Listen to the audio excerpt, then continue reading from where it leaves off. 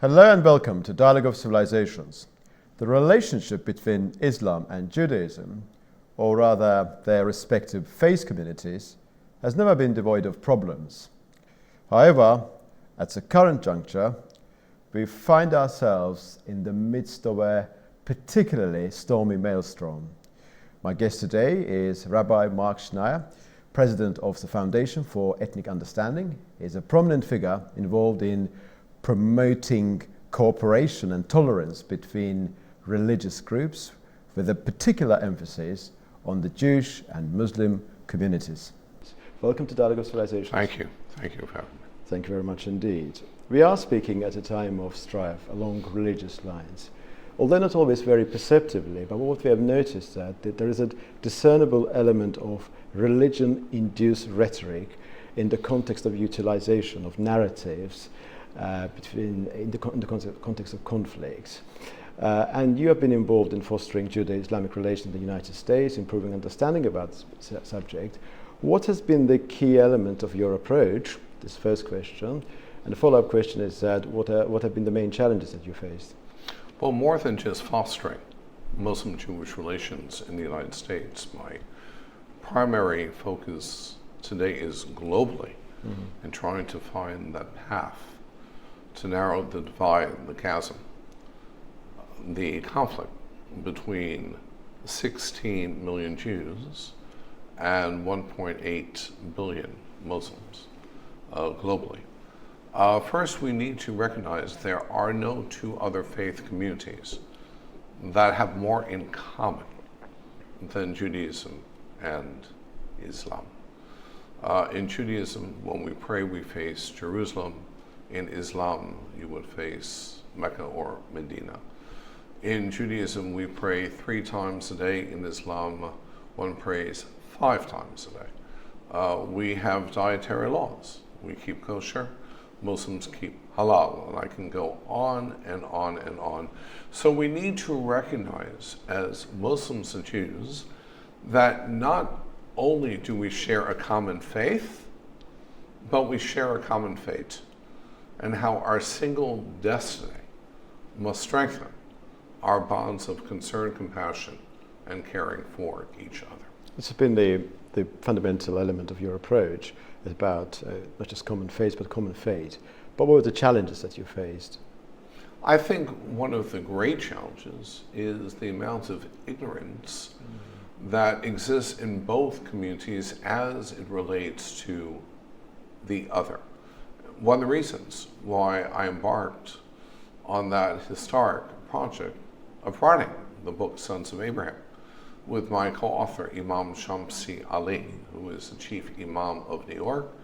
And we have taken this book globally. It's in addition to being available in English, it's been translated into Indonesian, into French, into Arabic, into Hebrew. President Aliyev and his directive just last year had the book translated into Azerbaijani.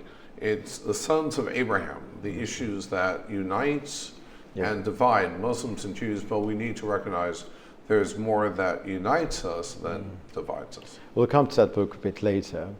My question now is that you, over the past 34 years, not 30 years, developed one of the most dynamic synagogues in the United States. What sets it apart from other synagogues? First, it's in the Hamptons. The Hamptons, is the great resort of the United States.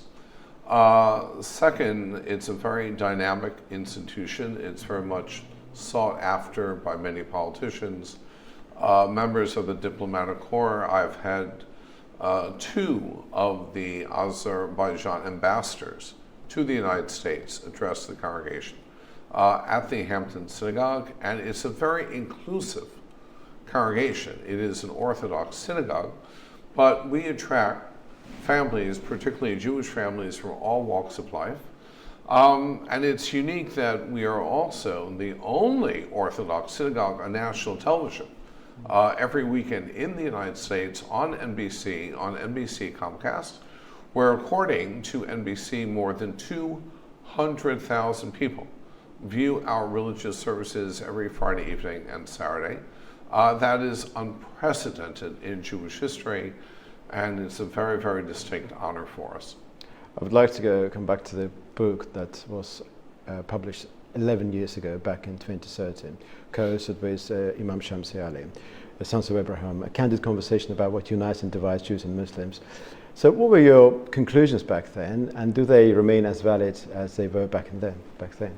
Well, my overall conclusion, I should say our overall conclusion, because it's a conversation between the Imam and myself, and that is the need to appreciate, to recognize, to understand the other traditions, the other precepts of the other faith. For example, the Jewish people, for hundreds if not thousands of years, we have been under oppression and persecution. We've been accused of the whole concept of the chosen people. Well, how can you dialogue with Jews? They think they're better, they think they're superior, they think they're the elite, they think they're the chosen people. Without understanding chosenness means that we were chosen by God to bring an ethical, monotheistic mandate to society, and that is really what Christianity and Islam are expressions of today. But at the same time, in the Quran, you have a concept called Khair Ummah, which means the best nation. Now, if I read the term Khair Ummah, would I say, okay, how can I possibly engage with Muslims? They think they're the Khair Ummah. They think they're better, they think they're superior, they think they're the elites. And the definition of Khair Ummah is exactly the same definition as the term the chosen people. And that is why it is so necessary. If you're going to have a genuine foundation of understanding, you must recognize, you must be educated, you must be sensitized to the very precepts and traditions of the other. Despite all of these commonalities, and going back to your original thought about common faith and common fate, still, these relations, as I mentioned earlier, have not been problem-free. And we see the conflicts around the world. We see the religious element being used in order to perpetuate seemingly never-ending conflicts, and I refer to what's happening currently in the Middle East. Why so? Is it just ignorance, or there are some other elements that we are not aware of? I think it's a combination of all of the above. Let's take the State of Israel. Most Muslims view the State of Israel as some 76-year-old political aspiration of the Jewish people. They try to bifurcate, they try to separate out what they say Zionism from Judaism, right? We're not against Jews, we're against Zionists. Now, anyone who knows the Jewish religion understands that the State of Israel, land of Israel, is at the very core of Jewish belief. It's a religious issue for us. It's not a political issue. It's been at the very core of our religion for thousands of years. And how often have I brought this message to Muslim and to Arab countries? You know, you may not want to hear what I'm about to say, but you know, you're not recognizing the relationship of the Jews with Israel is like my not recognizing the principles of halal or the concept of the hadith. You know, it's part and parcel of your faith tradition. That is the land of Israel. But I think that where the Jewish people are quite unique is that we understand that a people who fight for their own rights are only as honorable as when they fight for the rights of all people. So when you come to the United States and the American Muslim community that has been subjected to many forms of persecution, discrimination, bigotry, you ask American Muslim leaders who are their greatest champions, they will tell you it's the leadership of the American Jewish community. And whether it's Muslims, whether it's the famous civil rights struggle of the black community in the 1950s and 60s, Dr. Martin Luther King Jr., there was no segment of American society that provided as much and as consistent support to Dr. King and to black Americans as did the Jewish community.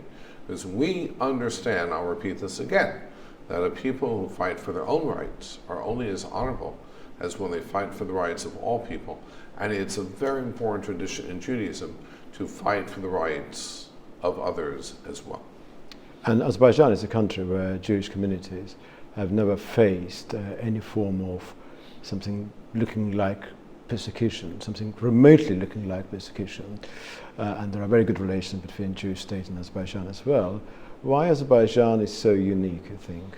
Well, that's a testament, first and foremost, to your president, to my very esteemed and distinguished friend, Ilham Aliyev, who authentically is committed not only to the Jewish community, but to inter-religious, intercultural dialogue. I mean, today, of the 57 Muslim nations, or Muslim majority countries in the world, I believe Azerbaijan is number one as a paradigm, as a model, when it comes to inter-religious cooperation and understanding. It's been at the very social fabric, of this society for thousands of years.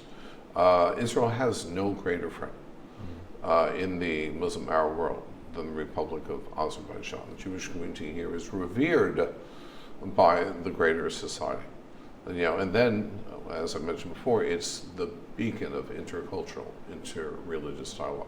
It's a tribute to President Aliyev. It's a testament to him, to his leadership, and needless to say, it is also a natural expression of what are the very fundamentals of this society. So instead of being artificially constructed structure, it's authentic. It's authentic. It's genuine. It's sincere. It's authentic. It's what Azerbaijan is. It doesn't need to declare a year of tolerance. Every year here, for thousands of years, has been a year of tolerance. And you're right, the Jewish community. I mean, back in the States, we've seen exponential growth in anti-Semitism. Uptick, particularly on college campuses. It's non-existent here. Non-existent. Thank God you have a flourishing Jewish community, and a Jewish community that is very much part of greater society. What a testament, what a tribute, what an example that Azerbaijan sets, not only for other Muslim countries, but for the greater world as well. And 2024, year of COP29, there are massive challenges to be tackled, in particular in the context of COP29, it's all about climate change.